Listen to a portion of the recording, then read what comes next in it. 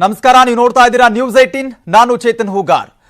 ಕಾವೇರಿಗಾಗಿ ದೋಸ್ತಿ ಜಂಟಿ ಹೋರಾಟ, ಕಮಲದಳ ಲೋಕ ರಣತಂತ್ರ, ಸಿಎಂ ಡಿಸಿಎಂ ಪ್ಲಾನ್ ಏನಿದೆ, ಮೈತ್ರಿಗೆ ಕೊಡ್ತಾರಾ ಮಾಸ್ಟರ್ ಸ್ಟ್ರೋಕ್? ಇದುವೇ ಹೊತ್ತಿನ ವಿಶೇಷ ಕಾವೇರಿದ ದೋಸ್ತಿ ಚಳುವಳಿ.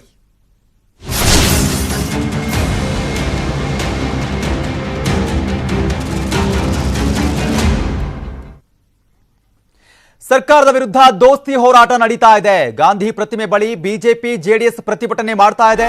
ವಿಧಾನಸೌಧದ ಬಳಿಯ ಗಾಂಧಿ ಪ್ರತಿಮೆ ಬಳಿ ಪ್ರತಿಭಟನೆ ನಡೀತಾ ಇರುವಂತದ್ದು. ಬಿಜೆಪಿಯ ಹಲವು ನಾಯಕರು ಭಾಗಿಯಾಗಿದ್ದಾರೆ. ಈಗಾಗಲೇ ಜೆಡಿಎಸ್ನ ನಾಯಕರುಗಳು ಕೂಡ ಜಾಯಿನ್ ಆಗ್ತಾ ಇದ್ದಾರೆ. ಬಿಎಸ್ವೈ ನೇತೃತ್ವದಲ್ಲಿ ಸಿಡಿದೆದ್ದ ಬಿಜೆಪಿ ಕೆಲ ಹೊತ್ತಲ್ಲೇ ಪ್ರತಿಭಟನೆಗೆ ಎಚ್ಡಿಕೆ ಕೂಡ ಸಾಥ್ ಕೊಡಲಿದ್ದಾರೆ. ದೋಸ್ತಿ ಬಳಿಕ ಮೊದಲ ಜಂಟಿ ಹೋರಾಟ ಇದಾಗಿದ್ದು ಈಗಾಗಲೇ ಪ್ರತಿಭಟನೆ ಪ್ರಾರಂಭವಾಗಿರುವಂತದ್ದು. ಹೋರಾಟಕ್ಕೆ ಜೆಡಿಎಸ್ನ ಶರವಣ ಬಂದಿದ್ದಾರೆ. ಕೆಲ ಹೊತ್ತಲ್ಲಿ ಕುಮಾರಸ್ವಾಮಿ ಕೂಡ ಬರ್ತಾರೆ ಎನ್ನಲಾಗ್ತಾ ಇದೆ.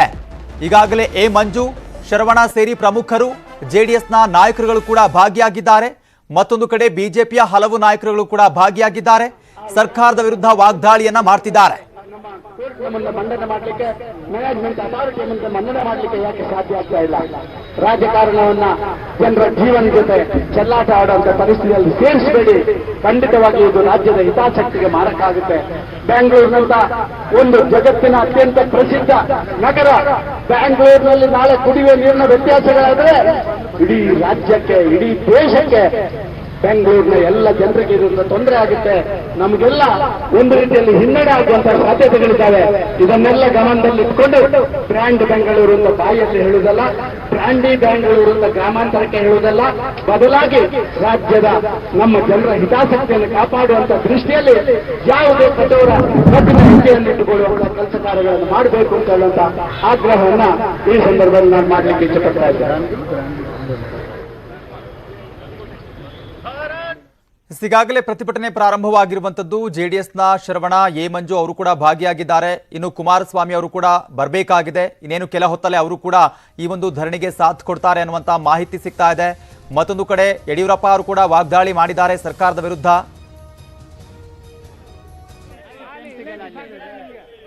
ಇನ್ನು ಇದೇ ವಿಚಾರಕ್ಕೆ ಸಂಬಂಧಪಟ್ಟಂಗೆ ಈಗಾಗಲೇ ಧರಣಿಯಲ್ಲಿ ಪಾಲ್ಗೊಂಡಿರುವಂತಹ ಎ ಮಂಜು ಅವರನ್ನ ನ್ಯೂಸ್ 18 ಮಾತನಾಡಿಸಿದೆ. ಬನ್ನಿ ನೋಡೋಣ. ಜೆಡಿಎಸ್ ನ ಶಾಸಕರಾಗಿರ್ತಕ್ಕಂಥ ಎ ಮಂಜೂರ್ ಅವರಿದ್ದಾರೆ. ಈಗಾಗಲೇ ಬಿಜೆಪಿಯ ಜಂಟಿ ಹೋರಾಟಕ್ಕೆ ಶಾಸಕರಾದಂತ ಎ ಮಂಜೂರ್ ಅವರು ಭಾಗಿಯಾಗ್ತಿದ್ದಾರೆ. ಬನ್ನಿ ನಾವು ಎ ಮಂಜೂರ್ ಅವ್ರನ್ನ ಮಾತಾಡಿಸ್ತಾ ಹೋಗೋಣ. ಎಸ್ ಸರ್, ಇವತ್ತಿನ ಹೋರಾಟ ಎನ್ಡಿಎ ಮೈತ್ರಿಯನ್ನ ಅಧಿಕೃತವಾಗಿ ಘೋಷಣೆ ಮಾಡಿದ ನಂತರ ತಾವು ಬಿಜೆಪಿ ಜೊತೆ ಸೇರ್ಕೊಂಡು ಹೋರಾಟವನ್ನು ಮಾಡ್ತಿದ್ದೀರಾ? ಈಗ ನನಗೆ ನಮ್ಮ ನಾಯಕರಾದಂತ ಕುಮಾರಸ್ವಾಮಿ ಅವರು ಒಂದು ಆದೇಶ ಮಾಡಿದ್ರು. ಇವತ್ತು ಜಂಟಿ ಹೋರಾಟದಲ್ಲಿ ಇದೀವಿ, ಬರ್ತಾ ಇದೀವಿ, ಬರಬೇಕು ಅಂತ ಹೇಳಿ ನಾನು ಊರಲ್ಲಿದ್ದೆ, ಬರ್ತಾ ಇದ್ದೀನಿ. I am waiting for him, ಬರೋದನ್ನ ಕಾಯ್ತಾ ಇದ್ದೀನಿ. ಬಹುಶಃ ಇದೊಂದು ಹೋರಾಟ ಕರ್ನಾಟಕದ ರಾಜ್ಯದ ಹಿತದೃಷ್ಟಿಯಿಂದ, ನಲಜಲದ ಬಗ್ಗೆ ಇರತಕ್ಕಂಥ ಒಂದು ಅಭಿಮಾನದಿಂದ, ಇದರಲ್ಲಿ ಪಕ್ಷ, ದಳ, ಕಾಂಗ್ರೆಸ್, ಬಿಜೆಪಿ ಅಂತ ಬರಬಾರ್ದು, ಅಥವಾ ಎಲ್ಲ ಸಂಘಟನೆಗಳು ಅಂತ ಬರಬಾರ್ದು. ಕನ್ನಡದ ಜನರಿಗೋಸ್ಕರ ಎಲ್ಲರೂ ಹೋರಾಟ ಮಾಡ್ತಕ್ಕಂಥದ್ದು ನಮ್ಮ ಧರ್ಮ ಅಂತ. ಕಾವೇರಿ ಸಂಕಟದಲ್ಲಿ ಜೆಡಿಎಸ್ ಮತ್ತು ಬಿಜೆಪಿ ಆ ಒಂದು ಕಿಚ್ಚಿನಲ್ಲಿ ಬಿಸಿ ಕಾಯಿಸ್ಕೊಳ್ಳಿಕ್ಕೆ ಹೊರಟಿದೆ ಅಂತ ಹೇಳಿ ಗಂಭೀರ ಆರೋಪ ಕೇಳಿ ಬರ್ತಿದೆ. ನೀವು ಕೂಡ ಎಲ್ಲೊಂದ್ ಕಡೆ ರಾಜಕೀಯ ಉದ್ದೇಶದಿಂದ ಈ ಹೋರಾಟಗಳನ್ನ ಮಾಡ್ತೀರ ಅಂತ ಹೇಳಿ ಆರೋಪವನ್ನು ಮಾಡ್ತಿದ್ದಾರೆ. ನೋಡಿ, ಆರೋಪ ಮಾಡ್ತಕ್ಕಂಥದ್ದು ಅದು ಸಹಜ. ಈಗಾಗಲೇ ಡಿ ಕೆ ಶಿವಕುಮಾರ್ ಅವರು ಬೇಕಾದಟ್ಟು ಮಾಡಿದ್ರು, ನಮ್ಗೆ ಆರೋಪ ಮಾಡಿದ್ವಾ? ನಾನು ಬಿಜೆಪಿಲಿದ್ದೆ, ನಾನು ಪಾರ್ಟಿಸಿಪೇಟ್ ಮಾಡಿದ್ದೆ. ಕರ್ನಾಟಕದ ಹಿತದೃಷ್ಟಿಯಿಂದ ನೀರಿಗೋಸ್ಕರ ಯಾರ್ಯಾರು ಮಾಡ್ತಾರೆ, ಇಲ್ಲಿ ದಳ, ಕಾಂಗ್ರೆಸ್, ಬಿಜೆಪಿ ಅಥವಾ ಇನ್ನೊಂದಂತಲ್ಲ, ಎಲ್ಲಾ ಸಂಘಟನೆಗಳು ಸೇರಿ ಮಾಡಿದಾಗ ಅವ್ರ ಜೊತೆ ಜನ ಕಾಮನ್ ಆಗಿ ಒಟ್ಟಿಗೆ ಸೇರಿ ಮಾಡ್ತಕ್ಕಂಥದ್ದು ಒಳ್ಳೇದಿದೆ. ನೀವು ಎನ್ಡಿಎ ಕೂಟಕ್ಕೆ ಸೇರಿದ ಮೇಲೆ ಇನ್ಮೇಲೆ ತಮ್ಮ ಹೋರಾಟ ಮೈತ್ರಿ ಹೋರಾಟ ಇರುತ್ತಾ ಇನ್ಮೇಲೆ? ಅಲ್ಲಲ್ಲ, ಎನ್ಡಿಎ ಕೂಟಕ್ಕೆ ಸೇರೋದು ರಾಜಕೀಯ ದೃಷ್ಟಿಯಿಂದ. ಬಟ್ ನಾವು ಇರ್ತಕ್ಕಂಥದ್ದು ಜೆಡಿಎಸ್, ಜಾತ್ಯತೀತ ಪಕ್ಷದಿದ್ದು ನಮ್ಮ ನಿಲುವು ಇದ್ದೇ ಇರ್ತದೆ. ಬಟ್ ಆದ್ರೂ ನಾವು ಈ ಹೋರಾಟದಲ್ಲಿ ಭಾಗಿಯಾಗಿರ್ತಕ್ಕಂಥದ್ದು ಕರ್ನಾಟಕದ ಒಂದು ಏಳಿಗೆಗಾಗಿ, ಜನರ ಒಂದು ಅನುಕೂಲಕ್ಕಾಗಿ ಮಾಡಬೇಕಾದಂತ ಹೋರಾಟ. ಸೊ ನಾವೆಲ್ಲ ಕೈ ಜೋಡಿಸ್ತಾರೆ. ಈ ಮೈತ್ರಿಯ ನಡುವೆ ಇದೀಗ ಬಂದ ಸುದ್ದಿ, ಹಾಸನದಲ್ಲಿ ಬಿಜೆಪಿಯ ಮಾಜಿ ಶಾಸಕರಾಗಿರ್ತಕ್ಕಂಥ ಪ್ರೀತಮ್ ಗೌಡ್ರ ಅವರು ಇದೀಗ ರೆಬೆಲ್ ಎದ್ದಿರುವಂತದ್ದು, ಈ ಒಂದು ಮೈತ್ರಿಗೆ ವಿರೋಧವನ್ನು ವ್ಯಕ್ತಪಡಿಸಿದ್ದಾರೆ. ಅದು ಅವರ ವೈಯಕ್ತಿಕ ವಿಚಾರ. ನಾವು ಈಗ ನನಗೂ ಬಿಜೆಪಿನಲ್ಲಿದ್ದೆ, ನಾನು ಬಿಜೆಪಿ ಬಿಟ್ಟಿದ್ದೆ, ನಾನು ಜೆಡಿಎಸ್ ಸೇರ್ಕೊಂಡೆ. ಈಗ ನನಗೆ ವೈಯಕ್ತಿಕ ಅದನ್ನ ಮಾಡಕ್ಕಾಗಲ್ಲ. ಪಕ್ಷ ಏನ್ ತೀರ್ಮಾನ ಮಾಡ್ತದೆ, ಪಕ್ಷ ತೀರ್ಮಾನದಂತೆ ನಾವು ಇರಬೇಕು ಅಂತ. ಪ್ರೀತಮ್ ಗೌಡ್ರಿಗೆ ಈ ಮೈತ್ರಿ ಎಲ್ಲ ಒಂದ್ ಕಡೆ ಮುಂದಿನ ರಾಜಕೀಯ ಭವಿಷ್ಯಕ್ಕೆ ಕುತ್ತು ಆಗುತ್ತಂತ ಆತಂಕನ ಅಂತ ಅವ್ರಿಗೆ ಅನ್ಸಿರ್ಬಹುದು ಅಂತ ನನ್ನ ಭಾವನೆ. ಬಟ್ ಆ ಥರದ್ದು ಅದಕ್ಕೂ ಏನು ಸಂಬಂಧ ಇಲ್ಲ. ಈಗ ಇವತ್ತು ರಾಜಕೀಯ ಪರಿಸ್ಥಿತಿನಲ್ಲಿ ಯಾರು ಶತ್ರುಗಳಲ್ಲ, ಯಾರು ಮಿತ್ರಗಳಲ್ಲ, ಯಾರ್ಯಾರೋ ಏನೇನೋ ಆಗಿದ್ದಾರೆ. ಬಹುಶಃ ಅದರಿಂದ ಇವತ್ತು ಅದು ಅವ್ರ ವೈಯಕ್ತಿಕವಾದ ಅಭಿಪ್ರಾಯ. ಯಾವ್ಯಾವ ಹಂತದಲ್ಲಿ ಯಾವ ರಾಜಕಾರಣ ಬಂದಾಗ ಯಾವ ತರ ಮಾಡಿದ್ದಾರೆ ಅಂತ ಅವ್ರು ಆತ್ಮಾವಲೋಕ ಮಾಡ್ಕೊಳ್ಳೋದು ಒಳ್ಳೇದು. ಪ್ರೀತಮ್ ಗೌಡ್ರು ಕೂಡ ಎಲ್ಲೊಂದ್ ಕಡೆ ಆಪರೇಷನ್ ಹಸ್ತ ಆಗ್ತಾರಂತ ಏನಾದ್ರೂ ತಮಗೆ ಅನುಮಾನ ಇದೆಯಾ? ನನಗೆ ಗೊತ್ತಿಲ್ಲ. I don't have any. ಈಗ ಹಾಸನದಲ್ಲೇ ಮೊದಲ ವಿರೋಧ ಬಂದಿರುವಂತದ್ದು ಇಲ್ಲ, ನನ್ಗೆ ಆ ಥರದ್ದೇನಿಲ್ಲ ಅನ್ಸಲ್ಲ.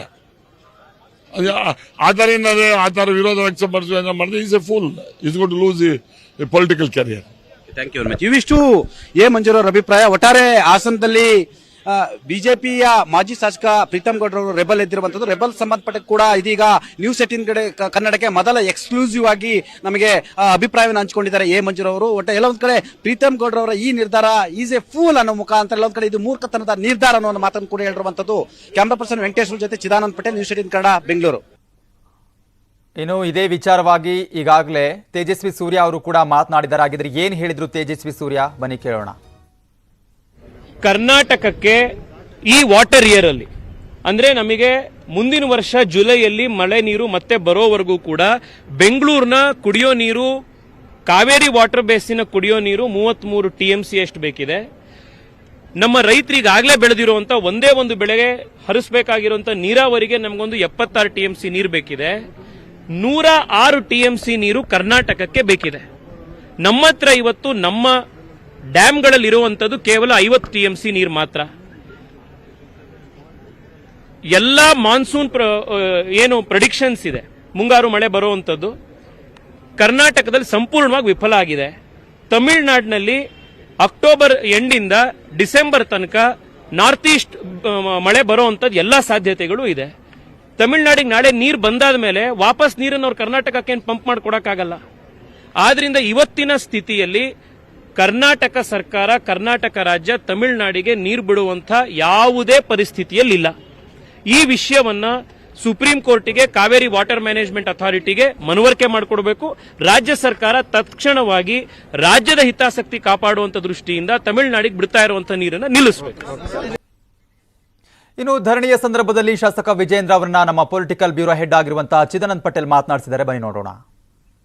ನಮ್ಮ ಜೊತೆ ಬಿಜೆಪಿ ಯುವ ನಾಯಕರು, ಶಾಸಕರು ಹಾಗೂ ರಾಜ್ಯ ಬಿಜೆಪಿ ಉಪಾಧ್ಯಕ್ಷರಾಗಿರ್ತಕ್ಕಂಥ ಬಿ ವಿಜೇಂದ್ರ ಅವರಿದ್ದಾರೆ. ವಿಜೇಂದ್ರ ಅವರೇ, ಈ ಹೋರಾಟದ ರೂಪುರೇಷೆ ಏನು? ರಾಜ್ಯ ಸರ್ಕಾರ ಕಾವೇರಿ ವಿಚಾರದಲ್ಲಿ ಪದೇ ಪದೇ ಪದೇ ಎಡುತ್ತಾ ಇದೆ. ಈ ವಿಚಾರವನ್ನ ಗಂಭೀರವಾಗಿ ಯಾವತ್ತೂ ಕೂಡ ತೆಗೆದುಕೊಂಡಿಲ್ಲ. ಕಳೆದ 22-23 ದಿನಗಳಿಂದ ಮಂಡ್ಯ ಭಾಗದ ರೈತರು ರಸ್ತೆಗಿಳಿದಿದ್ದಾರೆ. ಕಾವೇರಿ ಕೊಳ್ಳದ ರೈತರು ಹೋರಾಟವನ್ನು ನಡೆಸ್ತಾ ಇದ್ದಾರೆ. ನಿನ್ನೆ ಬೆಂಗಳೂರು ಬಂದ್ ಕೂಡ ಆಗಿದೆ. ಆದರೆ ರಾಜ್ಯ ಸರ್ಕಾರ ಕುಂಭಕರ್ಣ ನಿದ್ರೆಯಲ್ಲಿ ಮುಳುಗಿರ್ತಕ್ಕಂಥದ್ದು ಎಲ್ಲರೂ ಕೂಡ ಗೊತ್ತಾಗ್ತಾ ಇದೆ. ಪ್ರತಿ ಹಂತದಲ್ಲೂ ಕೂಡ ಇವತ್ತು ಎಕ್ಸ್ಪರ್ಟ್ಗಳು ಹೇಳ್ತಾ ಇದ್ರು, ಮುಂದೆ ಮುಂಗಾರು ಸಮಸ್ಯೆ ಇದೆ, ಮಳೆ ಸರಿಯಾಗಿ ಆಗೋದಿಲ್ಲ ಅಂತೇಳಿ ಗೊತ್ತಿದ್ರು ಕೂಡ ಮುಂದೆ ಯಾವ ರೀತಿ ಸಮಸ್ಯೆ ಉದ್ಭವಿಸಬಹುದು ಕಾವೇರಿ ವಿಚಾರದಲ್ಲಿ ಅಂತೇಳಿ ಅವತ್ತೇ ಅರ್ಥ ಮಾಡಿಕೊಂಡು ಎಚ್ಚೆತ್ಕೋಬೇಕಾಗಿತ್ತು. ಪರಿಹಾರ ಏನ್ ಸರ್? ಈಗ ರಾಜ್ಯ ಸರ್ಕಾರ ನಿಮ್ಮ ಪ್ರಕಾರ ತಪ್ಪು ಮಾಡಿದೆ, ಪರಿಹಾರ ಏನ್ ಸರ್?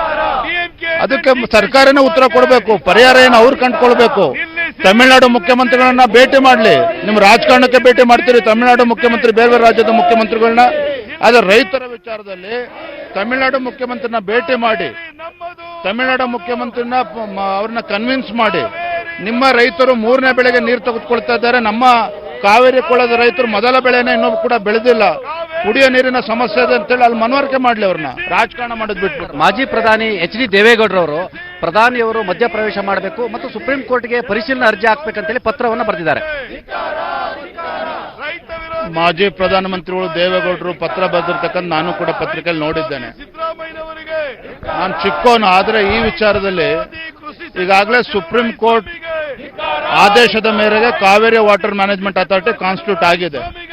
ಇದಾದ ನಂತರನೂ ಕೂಡ ಕೇಂದ್ರ ಸರ್ಕಾರ ಯಾವ ರೀತಿ ಕಮಿಟಿ ಮಾಡೋದಕ್ಕೆ ಸಾಧ್ಯ ಇದೆ ನನಗಂತೂ ಅದು ಅರ್ಥ ಆಗಿಲ್ಲ. ದೇವೇಗೌಡರು ಹಿರಿಯರಿದ್ದಾರೆ, ಅವ್ರ ಜೊತೆ ಚರ್ಚೆ ಮಾಡ್ತಾರೆ, ಎಲ್ಲ ಪಕ್ಷದ ಹಿರಿಯರು ಕೂಡ ಚರ್ಚೆ ಮಾಡ್ತಾರೆ. ರಾಜ್ಯದ 25 ಬಿಜೆಪಿ ಸಂಸದರ ಪಾತ್ರ ಏನು? ಎಲ್ಲ ಸಂದರ್ಭದಲ್ಲೂ ಕೂಡ ಟ್ರಿಬ್ಯುನಲ್ ಏನು ಆದೇಶ ಮಾಡ್ತದೆ ಅದು ಆದೇಶವನ್ನು ಪರಿಪಾಲನೆ ಮಾಡಿಕೊಂಡು, ಯಾವಾಗ ಟ್ರಿಬ್ಯುನಲ್ ಅಪ್ರೋಚ್ ಮಾಡಿ ತಮಿಳುನಾಡು ಏನು ನೀರನ್ನು ಉಪಯೋಗಿಸ್ಕೊಳ್ತಾ ಇದೆ, ವಾಟರ್ ಮ್ಯಾನೇಜ್ಮೆಂಟ್ ಸರಿಯಾಗಿ ಮಾಡ್ತಾ ಇರಲಿಲ್ಲ, ಅವತ್ತೇ ಎಚ್ಚೆತ್ಕೊಂಡು ಅಲ್ಲಿ ಅಬ್ಜೆಕ್ಷನ್ ಫೈಲ್ ಮಾಡೋದು ಬಿಟ್ಬಿಟ್ಟು ನೀರು ಈಗ ಕಾವೇರಿ ರಿವರ್ ಬೇಸಿನ್ ಸಂಪೂರ್ಣ ನೀರು ಖಾಲಿ ಆದ್ಮೇಲೆ ಲೋಕಸಭಾ ಸದಸ್ಯರು ಏನ್ ಮಾಡಕ್ ಸಾಧ್ಯ ಇದೆ? ಅಂದ್ರೆ ನಿಮ್ಮ ಉದ್ದೇಶ ರಾಜಕಾರಣ ಮಾಡೋದೇ ಹೊರತು ಇವತ್ತು ರೈತರಿಗೆ ಸಮಸ್ಯೆಗೆ ಸ್ಪಂದನೆ ಮಾಡಬೇಕು ಅಂತಕ್ಕಂಥ ಪ್ರಾಮಾಣಿಕ ಕಳಕಳಿ ಇವತ್ತು ರಾಜ್ಯ ಸರ್ಕಾರಕ್ಕೆ ಇಲ್ಲದೆ ಇರೋದೇ ಇವತ್ತು ಈ ಪರಿಸ್ಥಿತಿ ನಿರ್ಮಾಣ ಆಗಿದೆ. ರಾಜಕೀಯ ಹೊರತುಪಡಿಸಿ ನಿಮ್ಮ ಆತ್ಮೀಯರಾಗಿರ್ತಕ್ಕಂಥ ಜಲಸಂಪನ್ಮೂಲ ಸಚಿವ ಡಿ ಕೆ ಶಿವಕುಮಾರ್ ಅವರು ಈ ಹೋರಾಟದಲ್ಲಿ ವಿಫಲರಾಗಿದ್ದಾರೆ.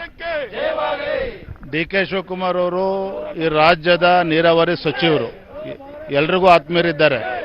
ರೈತರ ವಿಚಾರ ಬಂದಾಗ ಈ ಆತ್ಮೀಯತೆ ಪ್ರಶ್ನೆ ಬರೋದಿಲ್ಲ. ಇಲ್ಲಿ ರೈತರು ರಸ್ತೆಗಳದ್ದು ಹೋರಾಟ ಮಾಡ್ತಾ ಇದ್ದಾರೆ, ಪರದಾಡ್ತಾ ಇದ್ದಾರೆ. ಡಿ ಕೆ ಶಿವಕುಮಾರ್ ಒಂದಂತೂ ಸ್ಪಷ್ಟವಾಗಿ ಹೇಳ್ತಾನೆ, ಅವ್ರು ಫೈನಾನ್ಸ್ ಮ್ಯಾನೇಜ್ಮೆಂಟ್ ಅಲ್ಲಿ ಎಕ್ಸ್ಪರ್ಟ್ ಇರ್ಬೋದು, ಆದ್ರೆ ವಾಟರ್ ಮ್ಯಾನೇಜ್ಮೆಂಟ್ ಅಲ್ಲಿ ಪ್ರತಿ ಹಂತದಲ್ಲೂ ಕೂಡ ಎಡವಿದ್ದಾರೆ ಅಂತಕ್ಕಂಥ ಸ್ಪಷ್ಟವಾಗಿ. ಅವರು ಡಿ ಕೆ ಶಿವಕುಮಾರ್ ರಾಜೀನಾಮೆನ ಈಗ ತಕ್ಷಣ ಕೊಡ್ಲಿಕ್ಕೆ ಆಗ್ರಹಿಸ್ತೀರಾ? ಏನಣ್ಣ, ಡಿ ಕೆ ಶಿವಕುಮಾರ್ ರಾಜೀನಾಮೆಗೆ ಆಗ್ರಹಿಸ್ತೀರಾ? ಎಲ್ಲ ಹಿರಿಯರು ಬಂದೇ ಮಾತನಾಡ್ತಾರೆ ಅದ್ರ ಬಗ್ಗೆ. ಕೊನೆಯದಾಗಿ ಇವತ್ತಿನ ಪ್ರತಿಭಟನೆ ಬಹಳಷ್ಟು ವಿಶೇಷ. ಎಚ್ ಡಿ ಕುಮಾರಸ್ವಾಮಿ ಈ ಪ್ರತಿಭಟನೆಗೆ ಭಾಗಿಯಾಗ್ತಿದ್ದಾರೆ. ರೈತರ ವಿಚಾರ ಬಂದಾಗ ಎಲ್ಲ ಇದು ಪಕ್ಷಾತೀತ ಹೋರಾಟ ಆಗಬೇಕಾಗಿದೆ. ಇಡೀ ತಮಿಳುನಾಡು, ಕರ್ನಾಟಕದಲ್ಲಿ ಆ ರೀತಿ ಹೋರಾಟ ನಡೀತಾ ಇದೆ. ಅದೇ ರೀತಿ ಇವತ್ತು ಬೆಂಗಳೂರಿನಲ್ಲೂ ಕೂಡ ಯಡಿಯೂರಪ್ಪನವರ ನೇತೃತ್ವದಲ್ಲಿ, ಮಾನ್ಯ ಕಟೀಲ್ ಅವರ ನೇತೃತ್ವದಲ್ಲಿ ಎಚ್ ಡಿ ಕುಮಾರಸ್ವಾಮಿ ಎಲ್ಲರೂ ಸೇರಿ ಇವತ್ತು ಒಗ್ಗಟ್ಟಾಗಿ ಹೋರಾಟವನ್ನು ಮಾಡ್ತಾ ಇದ್ದೇವೆ. ಎಚ್ ಡಿ ಕುಮಾರಸ್ವಾಮಿ ಅವರು ಭಾಗಿಯಾಗ್ತಿರೋದಕ್ಕೆ ತಮ್ಮ ಅಭಿಪ್ರಾಯ ಏನಣ್ಣ? ಎಚ್ ಡಿ ಕುಮಾರಸ್ವಾಮಿ ಅವರು ಭಾಗಿಯಾಗ್ತಿರೋದಕ್ಕೆ ತಮ್ಮ ಅಭಿಪ್ರಾಯ? ಕಾವೇರಿ ಹೋರಾಟಕ್ಕೆ ಒಂದು ದೊಡ್ಡ ಶಕ್ತಿ ಬಂದಂತಾಗಿದೆ. ಧನ್ಯವಾದ. ಇದಿಷ್ಟು ಬಿ ವಿ ವಿಜೇಂದ್ರ ಅವರ ನುಡಿಗಳು. ಒಟ್ಟಾರೆ ಇಲ್ಲಿ ಸರ್ಕಾರ ಸಂಪೂರ್ಣವಾಗಿ ವಿಫಲವಾಗಿದೆ ಎಂಬ ಮಾತನ್ನು ಕೂಡ ಹೇಳ್ತಿರುವಂತದ್ದು. ಕ್ಯಾಮರಾ ಪರ್ಸನ್ ನೂರ್ ಅಹಮದ್ ಜೊತೆ ಚಿದಾನಂದ್ ಪಟೇಲ್, ನ್ಯೂಸ್ 18 ಕನ್ನಡ, ಬೆಂಗಳೂರು. ಇನ್ನು ಇದೇ ಕಾವೇರಿ ವಿಚಾರವಾಗಿ ಇನ್ನುಳಿದ ಬಿಜೆಪಿ ನಾಯಕರುಗಳು ಮಾತನಾಡಿದ್ದಾರೆ. ಹಾಗಿದ್ರೆ ಯಾರ್ಯಾರು ಏನು ಹೇಳಿದ್ರು ತೋರಿಸ್ತೀವಿ ನೋಡಿ. ಮಾನ್ಯ ತಮಿಳುನಾಡಿನ ಮುಖ್ಯಮಂತ್ರಿ ಸ್ಟಾಲಿನ್ ಅವ್ರಿಗೂ ನಿಮಗೂ ಸಂಬಂಧ ಚೆನ್ನಾಗಿದೆ. ನೀವು ಕುರುವ ಈ ಬೆಳೆಗೆ ನೀರು ಕೇಳ್ತಾ ಇದ್ದೀರಿ, ನಮಗಿಲ್ಲಿ ಕುಡಿಯೋಕ್ಕೆ ನೀರಿಲ್ಲ ಅನ್ನೋ ವಿಷಯವನ್ನು ಅವರಿಗೆ ಮನವರಿಕೆ ಯಾಕೆ ಮಾಡಿಕೊಡ್ಬಾರ್ದು? ಮಾಡಿಕೊಡೋದ್ರಿಂದ ರಾಜ್ಯದ ಹಿತದ ರಕ್ಷಣೆ ಆಗುತ್ತಲ್ಲ, ರಾಜಕೀಯ ಲಾಭನೂ ನಿಮಗೆ ಸಿಗುತ್ತಲ್ಲ. ಮತ್ತೆ ಸನ್ಮಾನ್ಯ ಉಪಮುಖ್ಯಮಂತ್ರಿಗಳು ಪ್ರಾಮಾಣಿಕ ಪ್ರಯತ್ನ ಮಾಡಿದ್ರೆ, ನಿಮ್ಮ ಸಂಬಂಧ ಹೇಗಿದೆ ಅಂತ ನನಗೆ ಗೊತ್ತು. ನೀವು ಪ್ರಾಮಾಣಿಕ ಪ್ರಯತ್ನ ಮಾಡಿದ್ರೆ 100ಕ್ಕೆ 100ರಷ್ಟು ತಮಿಳುನಾಡು ಬೇಡಿಕೆನೇ ಮುಂದಿಡಲ್ಲ. ರಾಜಕೀಯ ಲಾಭನೂ ನಿಮಗೆ ಆಗತ್ತೆ, ರಾಜ್ಯದ ಹಿತವನ್ನು ಕಾಪಾಡ್ದಂಗಾಗತ್ತೆ. ಆ ರೀತಿ ಕೆಲಸ ಮಾಡಿ ಒಂದು ಪುಣ್ಯ ಕಟ್ಕೊಳ್ಳಿ ಅಂತ ವಿನಂತಿ ಮಾಡ್ತೀನಿ. ರಾಜಕೀಯ ಆಶೆಯಿಂದ NDA ಪಾರ್ಟ್ನರ್ ಆಗಿರ್ತಕ್ಕಂಥ ಸ್ಟಾಲಿನ್ ಗೌರ್ಮೆಂಟಿಗೆ ಸಹಾಯ ಮಾಡೋ ದೃಷ್ಟಿಯಿಂದ ಕರ್ನಾಟಕದ ಕಾಂಗ್ರೆಸ್ ಸರ್ಕಾರ ರಾಜ್ಯದ ಜನರಿಗೆ ದ್ರೋಹವನ್ನು ಮಾಡಿದೆ, ಮೋಸವನ್ನು ಮಾಡಿದೆ. ಅಕ್ಕಿ ಮೇಲೆ ಆಸೆ, ನಂಟರ ಮೇಲೆ ಪ್ರೀತಿ ಅನ್ನೋ ರೀತಿಯಲ್ಲಿ ಕರ್ನಾಟಕದ ಕಾಂಗ್ರೆಸ್ ಸರ್ಕಾರ, ಸಿದ್ದರಾಮಯ್ಯನವರು ಮತ್ತು ಶಿವಕುಮಾರ್ ಅವರು ನಡವಳಿಕೆ ಇತ್ತು. ನಂಟರ ಮೇಲೆ ಪ್ರೀತಿಗೆ ಬಿಟ್ಟಾರ ಅಂತ ಈ ಸಂದರ್ಭದಲ್ಲಿ ಬಹಳ ಸ್ಪಷ್ಟವಾಗಿ ನಾನು ಅವ್ರ ಮೇಲೆ ಆರೋಪ ಮಾಡ್ಲಿಕ್ಕೆ ಬಯಸ್ತೇನೆ. ಪಾದಯಾತ್ರೆ ಮಾಡಿದ್ರಲ್ಲ ನಮ್ಮ ಸರ್ಕಾರ ಇದ್ದಾಗ, ನಮ್ಮ ನೀರು ನಮ್ಮ ಹಕ್ಕು ಅಂತೇಳಿ. ಅಷ್ಟೇ ಅಲ್ಲದೆ ಇನ್ನೊಂದು ಮಾತು ಹೇಳಿದ್ರು ಅವರು, ಮೇಕೆದಾಟು ಯೋಜನೆಯನ್ನ ನಮ್ಮ ಸರ್ಕಾರ ಇದ್ರೆ ಮಾಡೇ ತೀರ್ತಿದ್ವಿ, ಯಾರ ಅನುಮತಿನೂ ಬೇಕಾಗಿಲ್ಲ ಅಂತ ಹೇಳಿದ್ರು. ಈಗ ಅಧಿಕಾರಕ್ಕೆ ಬಂದ 5ನೇ ತಿಂಗಳ ಪ್ರಾರಂಭ ಆಗ್ಯದ. ಪ್ರಾರಂಭ ಮಾಡಿ ಕೆಲಸ, ಮೇಕೆದಾಟು ಪ್ರಾರಂಭ ಮಾಡಿ. ಇನ್ನು ಕಾವೇರಿ ವಿಚಾರದಲ್ಲಿ ಬಿಜೆಪಿ ಜೆಡಿಎಸ್ ರಾಜಕೀಯ ಮಾಡ್ತಿದೆ. ನೀರು ಹಂಚಿಕೆ ವಿಚಾರದಲ್ಲಿ ಯಾವುದೇ ರಾಜಿ ಇಲ್ಲ. ಚಾಮರಾಜನಗರದಲ್ಲಿ ಸಿಎಂ ಸಿದ್ದರಾಮಯ್ಯ ಹೇಳಿಕೆ ಕೊಟ್ಟಿದ್ದಾರೆ. ಜೆಡಿಎಸ್ ಬಿಜೆಪಿ ರಾಜಕೀಯ ಮಾಡ್ತಾ ಇದೆ, ಕಾವೇರಿ ವಿಚಾರದಲ್ಲಿ ಯಾವುದೇ ರಾಜಿ ಇಲ್ಲ ಅನ್ನುವಂತ ಹೇಳಿಕೆಯನ್ನ ಕೊಟ್ಟಿದ್ದಾರೆ ಸಿಎಂ ಸಿದ್ದರಾಮಯ್ಯ. ಈಗಾಗಲೇ ಕಾನೂನು ತಜ್ಞರ ಸಲಹೆಯನ್ನ ಪಡೆದಿದ್ದೇವೆ, ನಮ್ಮಲ್ಲೇ ನೀರಿಲ್ಲ, ತಮಿಳುನಾಡಿಗೆ ನೀರು ಬಿಡೋದು ಹೇಗೆ ಅಂತ ಚಾಮರಾಜನಗರದಲ್ಲಿ ಸಿಎಂ ಸಿದ್ದರಾಮಯ್ಯ ಹೇಳಿಕೆ ಕೊಟ್ಟಿದ್ದಾರೆ.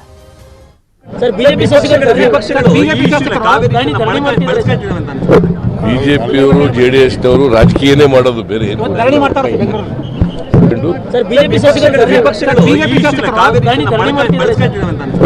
ಬಿಜೆಪಿಯವರು ಜೆಡಿಎಸ್ನವರು ರಾಜಕೀಯನೇ ಮಾಡೋದು, ಬೇರೆ ಏನು? ಬಿಜೆಪಿ ಜೊತೆ ದೋಸ್ತಿಗೆ ಜೆಡಿಎಸ್ನ ಮುಸ್ಲಿಮರ ವಿರೋಧ ವ್ಯಕ್ತವಾಗ್ತಾ ಇದೆ. ದೇವೇಗೌಡರ ಸುದ್ದಿಗೋಷ್ಠಿಗೆ ಸಿಎಂ ಇಬ್ರಾಹಿಂ ಗೈರಾಗಿದ್ದಾರೆ. ದೋಸ್ತಿ ವಿಚಾರದಲ್ಲಿ ಬೇಸರಗೊಂಡ್ರ ಜೆಡಿಎಸ್ನ ರಾಜ್ಯಾಧ್ಯಕ್ಷ ಅನ್ನುವಂತ ಪ್ರಶ್ನೆ ಮೂಡ್ತಾ ಇದೆ. ಈಗಾಗಲೇ ಈ ಜೆಡಿಎಸ್ ಬಿಜೆಪಿ ದೋಸ್ತಿ ವಿಚಾರದಲ್ಲಿ ಸಾಕಷ್ಟು ಅಸಮಾಧಾನಗಳಿದಾವೆ, ಸಾಕಷ್ಟು ಒಳಗೊಳಗೇನೆ ಗೊಂದಲಗಳು ಉಂಟಾಗ್ತಿದ್ದಾವೆ, ನಾವು ಗಮನಿಸಿದ್ದೀವಿ. ಇನ್ನು ಇದೇ ವಿಚಾರಕ್ಕೆ ಸಂಬಂಧಪಟ್ಟಂಗೆ ಇದೇ ವಿಚಾರವಾಗಿ ನಾವು ವರದಿ ಕೂಡ ಮಾಡಿದ್ವಿ. ಹಾಗಾಗಿ ಈಗ ಒಂದು ಹೆಜ್ಜೆ ಆಚೆ ಇಡೋದಕ್ಕೇನಾದ್ರೂ ಪ್ಲಾನ್ ಮಾಡಿದ್ರ ಇಬ್ರಾಹಿಂ ಅನ್ನುವಂತಹ ಪ್ರಶ್ನೆಗಳು ಈಗ ಹುಟ್ಟುಕೊಳ್ತಾ ಇದೆ. ದೇವೇಗೌಡರ ಸುದ್ದಿಗೋಷ್ಠಿಗೆ ಇಬ್ರಾಹಿಂ ಗೈರಾಗಿರುವಂಥದ್ದು.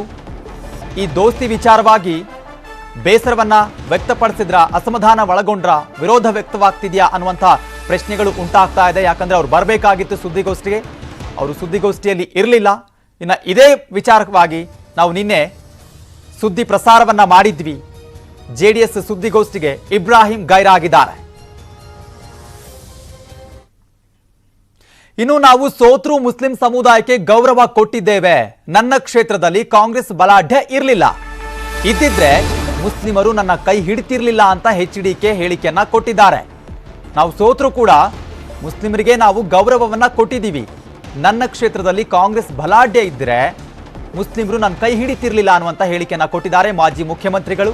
ಚನ್ನಪಟ್ಟಣದಲ್ಲಿ ಯಾರ ಮತಗಳಿಂದ ಗೆದ್ದಿದ್ದೀರಿ ಎಂದಿದ್ದ ಜಮೀರ್ ಹೇಳಿಕೆ ಕೊಟ್ಟಿದ್ರಲ್ಲ, ಆ ಹೇಳಿಕೆಗೆ ಈಗ ಸಚಿವ ಜಮೀರ್ಗೆ ಕುಮಾರಸ್ವಾಮಿ ಟಾಂಗ್ ಕೊಟ್ಟಿದ್ದಾರೆ. ಅಗೌರವ ಆಗಬಾರದು ಅಂತ ಕೆಲ ವಿಚಾರಗಳನ್ನ ಮುಚ್ಚಿಟ್ಟಿದ್ದೀನಿ ಅಂತ ಎಚ್ಡಿಕೆ ಹೇಳಿಕೆ ಕೊಟ್ಟಿದ್ದಾರೆ. ಹಾಗಾದ್ರೆ ಒಳಗೆ ಇನ್ನೂ ಏನೇನಾಗಿದೆಯೋ ಅನ್ನುವಂತಹ ಕುತೂಹಲ ಈಗ ಕೆರಳಿಸ್ತಾ ಇದೆ. ನಾವು ಸೋತ್ರು ಕೂಡ ಮುಸ್ಲಿಮರಿಗೆ ಗೌರವ ಕೊಟ್ಟಿದ್ದೀವಿ ಅನ್ನುವಂಥ ಹೇಳಿಕೆ ಕೊಟ್ಟಿದ್ದಾರೆ. ಅದೇ ರೀತಿಯಾಗಿ ಸಚಿವ ಜಮೀರ್ ಅಹಮದ್ಗೆ ಕುಮಾರಸ್ವಾಮಿ ಟಾಂಗ್ ಕೂಡ ಕೊಟ್ಟಿದ್ದಾರೆ. ಕೆಲವೊಂದು ವಿಚಾರಗಳು ನಿಮಗೆ ಅಗೌರವ ಆಗಬಾರದು ಅಂತ ಹೇಳಿಬಿಟ್ಟು ಮುಚ್ಚಿಟ್ಟಿದ್ದೀನಿ ಅಂತ ಹೇಳಿಕೆ ಕೊಟ್ಟಿದ್ದಾರೆ.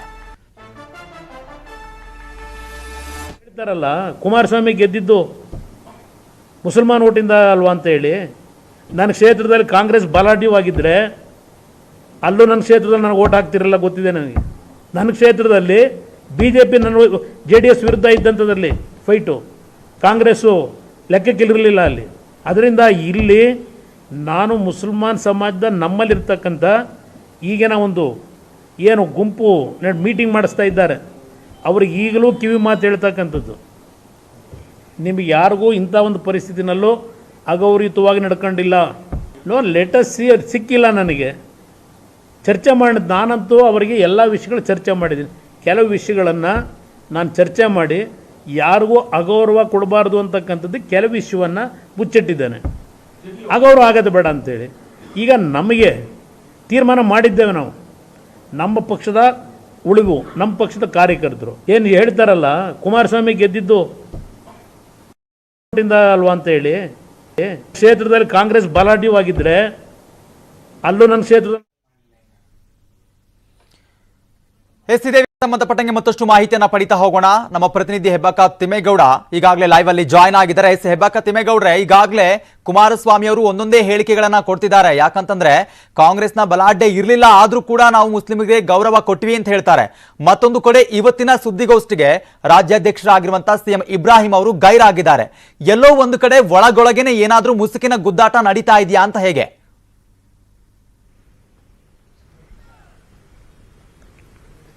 100% ಮುಸ್ಕಿನ ಗುದ್ದಾಟ ನಡೀತಾ ಇದೆ ಚೇತನ್. ಯಾಕಂತ ಹೇಳಿದ್ರೆ JDS ಜಾತ್ಯತೀತ ತತ್ವ ಸಿದ್ಧಾಂತದ ಮೇಲೆ ನಡ್ಕೊಂಡು ಬಂದಂತ ಪಕ್ಷ ಇದೀಗ ಜಾತ್ಯತೀತ ತತ್ವ ಸಿದ್ಧಾಂತಕ್ಕೆ ವಿರುದ್ಧವಾಗಿ, ಅದರಲ್ಲೂ ಕೂಡ ಬಿಜೆಪಿ ಮುಸ್ಲಿಂ ವಿರುದ್ಧವಾದಂತಹ ನಿರ್ಧಾರಗಳನ್ನ ಕೈಗೊಳ್ತಾ ಇದೆ ಅನ್ನುವಂಥ ನಿಟ್ಟಿನಲ್ಲಿ ಈಗಾಗಲೇ ಮುಸ್ಲಿಂ ನಾಯಕರು ಆರೋಪವನ್ನು ಮಾಡಿದಾರಲ್ಲ. ಮತ್ತೊಂದು ಕಡೆಯಾಗಿ ಹಿಂದುತ್ವದ ಅಜೆಂಡಾ ಇಟ್ಕೊಂಡು ಹೋಗ್ತಾ ಇದ್ದಲ್ಲ. ಸೊ ಹೀಗಾಗಿ ಇಂಥ ಹೊತ್ತಿನಲ್ಲಿ ನಾನು ಪಕ್ಷದ ರಾಜ್ಯಾಧ್ಯಕ್ಷನಾಗಿ, ಮತ್ತೊಂದು ಕಡೆಯಾಗಿ ಮುಸ್ಲಿಂ ನಾಯಕನಾಗಿ ನಾನು ಬಿಜೆಪಿ JDS ಮೈತ್ರಿಯನ್ನ ಸ್ವಾಗತ ಮಾಡಿದ್ರೆ ಎಲ್ಲೋ ಒಂದು ಕಡೆಯಾಗಿ ಅದು ತನ್ನ ಸಮುದಾಯದ ಆಕ್ರೋಶಕ್ಕೆ ಗುರಿಯಾಗಬಹುದು ಅನ್ನೋ ಕಾರಣಕ್ಕೋಸ್ಕರವಾಗಿ ಇದೀಗ ಸಿಎಂ ಇಬ್ರಾಹಿಂ ಅವರು ಅಂತರವನ್ನ ಕಾಯ್ದುಕೊಂಡಿದ್ದಾರೆ. ತೀವ್ರ ಅಸಮಾಧಾನವೂ ಕೂಡ ವ್ಯಕ್ತಪಡಿಸಿದ್ದಾರೆ ಎನ್ನಲಾಗ್ತಾ ಇದೆ. ಸೊ ಹೀಗಾಗಿ ಇವತ್ತು ಸಾಲು ನಾಯಕರು, ಮುಸ್ಲಿಂ ನಾಯಕರು ರಾಜೀನಾಮೆಯನ್ನ ಕೊಡ್ತಾ ಇರತಕ್ಕಂಥ ಹಿನ್ನೆಲೆಯಲ್ಲಿ ಸುದ್ದಿಗೋಷ್ಠಿಯನ್ನ ನಡೆಸುವಂತ ಮಾಜಿ ಪ್ರಧಾನಿ ಹಾಗೂ JDS ವರಿಷ್ಠ HD ದೇವೇಗೌಡರು ಇವತ್ತು ನಾವು ಮುಸ್ಲಿಮರನ್ನ ಯಾವುದೇ ಕಾರಣಕ್ಕೂ ಕೂಡ ಲೆಟ್ ಡೌನ್ ಮಾಡುವಂತ ಒಂದು ಪ್ರಶ್ನೆಯೇ ಇಲ್ಲ, ನಾವೆಲ್ಲೇ ಇದ್ರೂ ಕೂಡ ಮುಸ್ಲಿಮರನ್ನ ರಕ್ಷಣೆ ಮಾಡ್ತೀವಿ. ನಿಜವಾಗ್ಲೂ ಮುಸ್ಲಿಮರನ್ನ ರಕ್ಷಣೆ ಮಾಡದೇ ಇರೋರು ಕಾಂಗ್ರೆಸ್ನವರು. ಯಾಕಂತ ಹೇಳಿದ್ರೆ BM ಫಾರೂಕ್ ಅವ್ರನ್ನ ರಾಜ್ಯಸಭಾ ಚುನಾವಣೆಯಲ್ಲಿ ಕಣಕ್ಕಿಳಿಸಿದಂತಹ ಸಂದರ್ಭದಲ್ಲಿ ಸೋಲಿಸಿದ್ದಾರು.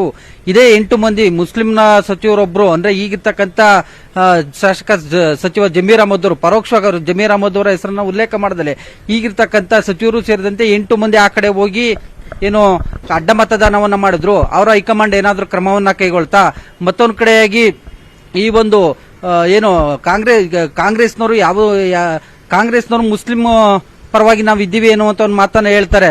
ಹೀಗಾಗಿ ಮುಸ್ಲಿಮರು ಅನೇಕ ಕಡೆ ಚುನಾವಣೆಗೆ ನಿಂತ ಸಂದರ್ಭದಲ್ಲಿ ಸೋಲಿಸಿದಂತ ಉದಾಹರಣೆಗಳು ಕೂಡ ಇರ್ತಕ್ಕಂಥದ್ದು ಅಂತ. ಎಸ್ಪೆಷಲಿ JDS ಬಿಜೆಪಿ ಮೈತ್ರಿ ಕುರಿತಂತೆ ಸಾಕಷ್ಟು ಟೀಕೆಗಳು ವ್ಯಕ್ತವಾಗ್ತಾ ಇದ್ದಾವೆ.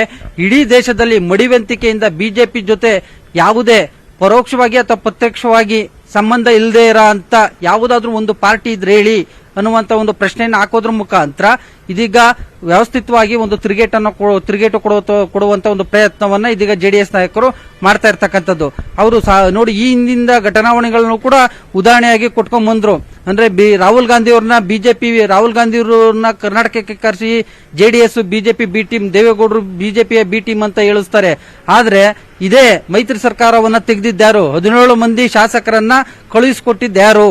ಮತ್ತೊಂದು ಕಡೆಗೆ ರಾಜ್ಯದಲ್ಲಿ ಬಿಜೆಪಿ ಸರ್ಕಾರ ಅಧಿಕಾರಕ್ಕೆ ಬರೋದಕ್ಕೆ ಯಾರು ಕಾರಣ ಅನ್ನುವಂತ ನಿಟ್ಟಿನಲ್ಲಿ ದೇವೇಗೌಡರು ಪ್ರಶ್ನೆಯನ್ನ ಹಾಕಿದ್ದು. ಮತ್ತೊಂದು ಕಡೆಯಾಗಿ ಈ ಒಂದೇ ವಿಚಾರವಾಗಿ ತುಂಬಾ ಗರಂ ಆಗಿಯೇ ಪ್ರತಿಕ್ರಿಯೆಯನ್ನು ಕೊಟ್ಟಂತ ಮಾಜಿ ಮುಖ್ಯಮಂತ್ರಿ ಹಾಗೂ ಜೆಡಿಎಸ್ ನಾಯಕ ಎಚ್.ಡಿ. ಕುಮಾರಸ್ವಾಮಿ ಅವರು ಕೂಡ ನಾವು ಸಿದ್ದರಾಮಯ್ಯನವ್ರನ್ನ ಪಕ್ಷದಿಂದ ಉಚ್ಚಾಟನೆ ಮಾಡಿದ್ವಾ 2004 ವೆಂಕಯ್ಯ ನಾಯ್ಡು ಅವ್ರನ್ನ ಭೇಟಿ ಮಾಡೋದಕ್ಕೆ ಚೆನ್ನೈನಲ್ಲಿ ಭೇಟಿ ಮಾಡೋದಕ್ಕೆ 4 ಫ್ಲೈಟ್ ಟಿಕೆಟ್ ಅನ್ನ ಸಿಎಂ ಸಿದ್ದರಾಮಯ್ಯನವರು ಬುಕ್ ಮಾಡಿದ್ರು ಅನ್ನುವಂತ ಒಂದು ಹೊಸ ಬಾಂಬನ್ನು ಕೂಡ ಸಿಡಿಸಿರ್ತಕ್ಕಂಥದ್ದು. ನಾವು ಸಿದ್ದರಾಮಯ್ಯನವ್ರನ್ನ ಉಚ್ಚಾಟನೆ ಮಾಡಿಲ್ಲ ಅಂತ. ಮತ್ತೊಂದು ಕಡೆಯಾಗಿ ಸಿಎಂ ಇಬ್ರಾಹಿಂ ಅವ್ರಿಗೆ ಎಲ್ಲಾ ಹಂತದಲ್ಲೂ ಕೂಡ ನಾವು ಮೈತ್ರಿ ಬಗ್ಗೆ ಮಾಹಿತಿಯನ್ನ ಕೊಟ್ಟಿದ್ದೀವಿ ಅನ್ನುವಂತ ಒಂದು ಮಾತನ್ನ ಉಲ್ಲೇಖ ಮಾಡಿರ್ತಕ್ಕಂಥದ್ದು.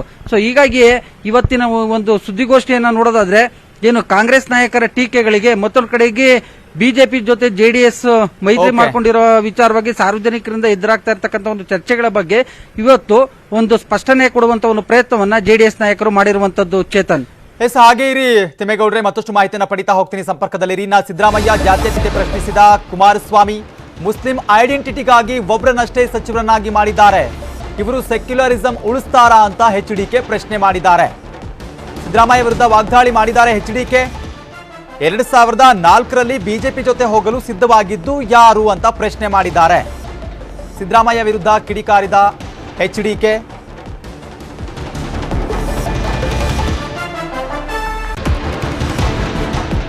ಇನ್ನು ಸಿಎಂ ಸಿದ್ದರಾಮಯ್ಯ ವಿರುದ್ಧ ಕಿಡಿಕಾರಿದ್ದಾರೆ ದೇವೇಗೌಡರು.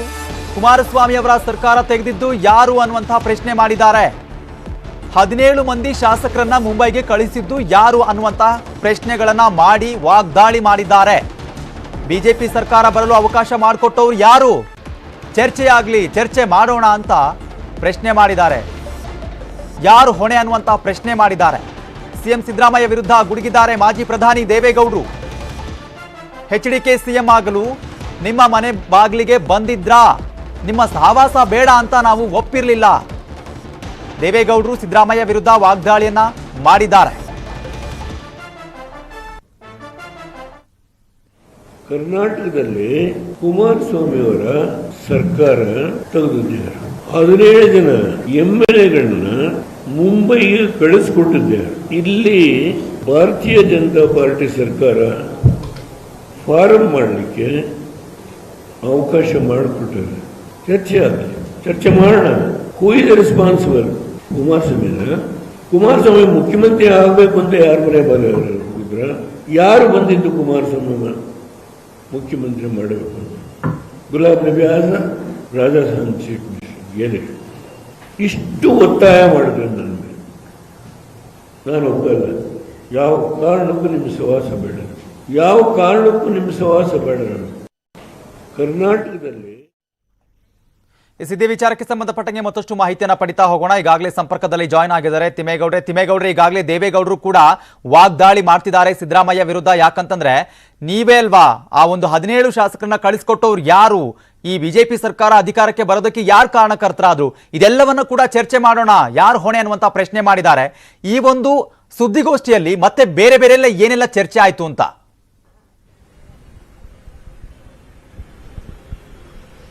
ಸುದ್ದಿಗೋಷ್ಠಿಯುದ್ದಕ್ಕೂ ಕೂಡ ಜೆಡಿಎಸ್ ಬಿಜೆಪಿ ಜೊತೆ ಮೈತ್ರಿ ಆಗಿರೋ ಬಗ್ಗೆ ಕಾಂಗ್ರೆಸ್ ನಾಯಕರು ಮಾಡ್ತಾ ಇರ್ತಕ್ಕಂಥ ಒಂದು ಟೀಕೆಗಳಿಗೆ ತಿರುಗೇಟು ಕೊಡುವಂತ ಒಂದು ಪ್ರಯತ್ನವನ್ನ ಸುದ್ದಿಗೋಷ್ಠಿಯುದ್ದಕ್ಕೂ ಕೂಡ ಜೆಡಿಎಸ್ ನಾಯಕರು ಮಾಡಿರುವಂತದ್ದು. ನೋಡಿ, ಅವರು ಹೇಳ್ತಾ ಬಂದ್ರು, ಅಂದ್ರೆ ಜಾತ್ಯತೀತ ಸಿದ್ಧಾಂತ ಎಲ್ಲಿದೆ ಎನ್ನುವಂತ ನಿಟ್ಟಿನಲ್ಲಿ ಕಾಂಗ್ರೆಸ್ ನಾಯಕರು ಎಸ್ಪೆಷಲಿ ಟೀಕೆಯನ್ನ ಮಾಡ್ತಾ ಇರ್ತಕ್ಕಂಥದ್ದು. ನಾವು ಎಲ್ಲೂ ಕೂಡ ಜಾತ್ಯತೀತ ತತ್ವ ಸಿದ್ಧಾಂತವನ್ನ ಮರೆತು ಮೈತ್ರಿಯನ್ನ ಮಾಡ್ಕೊಂಡಿಲ್ಲ. ಮತ್ತೊಂದು ಕಡೆಗೆ ಅವರು ಕಡ್ಡಿ ಮುರಿದಂಗೆ ಹೇಳಿದ್ರು, ಮಡಿವಂತಿಕೆಯಿಂದ ನಾವು ಬಿಜೆಪಿ ಜೊತೆ ಪ್ರತ್ಯಕ್ಷವಾಗಿ ಪರೋಕ್ಷವಾಗಿ ಸಂಬಂಧ ಇಲ್ಲದೆ ಇರೋ ಅಂತ ಯಾವ್ದಾದ್ರು ಒಂದು ಪಾರ್ಟಿ ತೋರಿಸಿ ಎನ್ನುವಂತ ನಿಟ್ಟಲ್ಲಿ ಖಡಕ ಒಂದು ಪ್ರಶ್ನೆಯನ್ನ ಕೇಳಿರ್ತಕ್ಕಂಥದ್ದು. ನೋಡಿ, ಇದಕ್ಕೆ ಯಾವುದೇ ರೀತಿಯ ಎಲ್ರಿಗೂ ಕೂಡ ಈ ಒಂದು ಪ್ರಶ್ನೆಗಳನ್ನ ಕೇಳಿ ಅಂತ ಏನು ಪಶ್ಚಿಮ ಬಂಗಾಳದಲ್ಲಿ ಮಮತಾ ಬ್ಯಾನರ್ಜಿಯವ್ರನ್ನ ಸೋಲಿಸಬೇಕು ಅಂತೇಳಿ ಕೆಲ ಎಡಪಕ್ಷಗಳ ಮುಖಂಡರುಗಳೇ ಬಿಜೆಪಿ ಜೊತೆ ಕೈ ಜೋಡಿಸಿದ್ರು. ಮತ್ತೊಂದು ಕಡೆಗೆ ರಾಜ್ಯದಲ್ಲೂ ಕೂಡ 17 ಮಂದಿ ಶಾಸಕರನ್ನ ಬಾಂಬೆ ಕಳಿಸಿದ್ಯಾರು. ಮತ್ತೊಂದು ಕಡೆಗೆ ಮೈತ್ರಿ ಸರ್ಕಾರವನ್ನ ತೆಗೆಯುವಂತ ಸಂದರ್ಭದಲ್ಲಿ ಬಿಜೆಪಿ ಮೈತ್ರಿ ಸರ್ಕಾರವನ್ನು ಉಳಿಸೋದಕ್ಕೆ ಬಿಜೆಪಿಯಿಂದ 5 ಜನ ಶಾಸಕರು ಬರ್ತೀವಿ ಅಂದ್ರೆ Okay. ಇಲ್ಲೊಬ್ಬ ಮುಸ್ಲಿಂ ಸಚಿವ ನಾವು 5 ಜನ ರಿಟರ್ನ್ ಕಳಿಸ್ತೀವಿ ಅನ್ನುವಂತ ಒಂದು ಮಾತನ್ನ ಹೇಳ್ತಾರೆ. ಇವರು ಸೆಕ್ಯುಲರಿಸಂ ನ ಉಳಿಸ್ತಾರ ಅನ್ನುವಂತ ನಿಟ್ಟಿನಲ್ಲಿ ಪರೋಕ್ಷವಾಗಿ ಶಾಸಕ ಜಮೀರ್ ಅಹಮದ್ ವಿರುದ್ಧ ವಾಗ್ದಾಳಿಯನ್ನ ನಡೆಸಿರ್ತಕ್ಕಂಥದ್ದು. ಎಸ್ಪೆಷಲಿ 2004ರಲ್ಲಿ ಸಿಎಂ ಸಿದ್ದರಾಮಯ್ಯ ಬಿಜೆಪಿಗೆ ಸೇರೋದಕ್ಕೆ ಮುಂದಾಗಿದ್ರು ಅನ್ನುವಂತ ನಿಟ್ಟಿನಲ್ಲಿ ಪರೋಕ್ಷವಾಗಿ ಒಂದು ಹೊಸ ಬಾಂಬನ್ನ ಸಿಡಿಸಿರ್ತಕ್ಕ.